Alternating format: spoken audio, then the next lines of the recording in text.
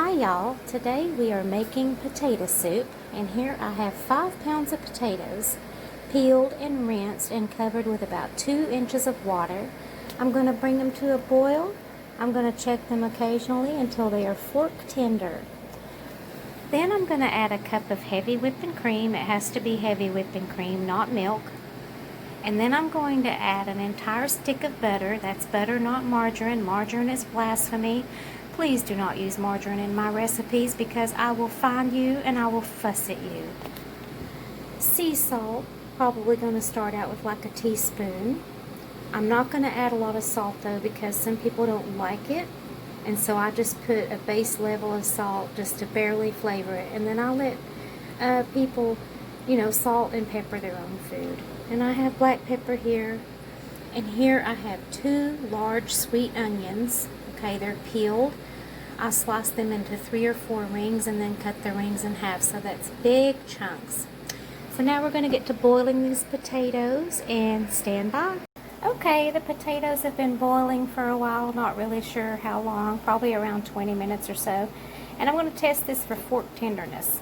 Okay, it looks like they are fork tender because it just broke apart right when I put the fork in there, and that tells you that they're pretty much done. And you're going to want to take a larger chunk and do that because you don't want to have the larger chunks not being done and then, the smaller chunks, being done and it being unevenly cooked. Now that the potatoes are done, I have added the onions, okay? And I'm also going to add that cup of heavy whipping cream. I might add more if it needs more, okay? It's not an exact science. Okay, and then I'm going to add a teaspoon of sea salt, and I'm going to add an entire stick of butter. That's right, you heard it, an entire stick of butter. And I'm going to stir this, and I'm going to put a lid on the pot, alright, until the onions are tender. I could have cooked them with the potatoes, but this is just how I do it. You don't have to do it this way, it's up to you. Okay, usually my onions get tender while I'm making the cornbread, just off the eye with the lid on. But, I'm going to help them along a little bit by bringing this to a boil one time. Okay, get it just a little bit hotter so that my onions will get tenderized. But as you can see, those are some pretty big chunks. And, that's just how I like it. You don't have to do your onions that way. And I'm also going to give it a little test taste for salt. I want to be sure that I have like a baseline of salt. I'm going to add like another teaspoon. So that's what I'm about to do. Yeah, that second teaspoon, that just worked all the magic. So I'm getting ready to add the black pepper. Here we go. I'm going to add about a half teaspoon of black pepper. I'm going to stir that around. And that would be just about enough for anybody. Any more than that, I say just let people do it themselves. And there you have it. Okay, now that it's been brought to a boil, alright, I'm going to cover it again. I'm going to remove it from the heat. And I have cornbread in the oven. I do have a cornbread recipe right here on this channel.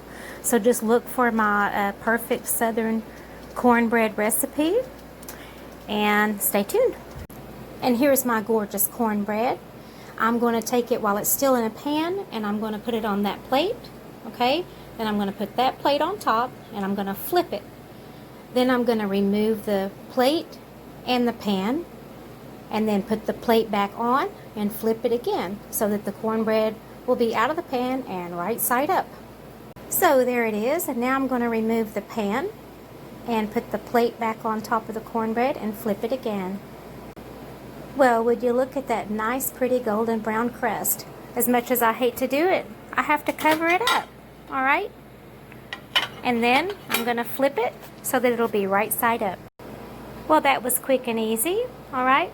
Now, the pan that I used is a little on the large side, and so it's a thinner cornbread, but that's okay because it gets done faster, and it doesn't bother me too much. But if you want a little bit of a thicker cornbread, you're going to have to use a smaller pan or adjust your recipe for the cornbread mixture. Okay, I've sliced this into 8 pieces, and I've brought these up on the corners of the plate so that air can circulate and they don't get soggy.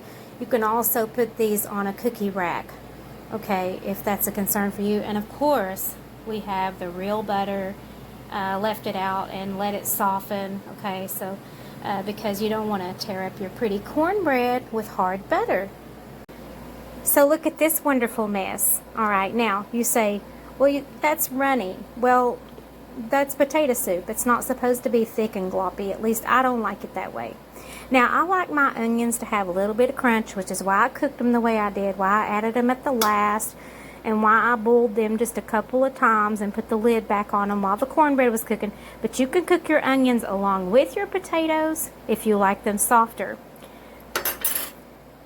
So here you have it, this nice potato soup, okay, nice and soupy, all right, with big chunks of potato.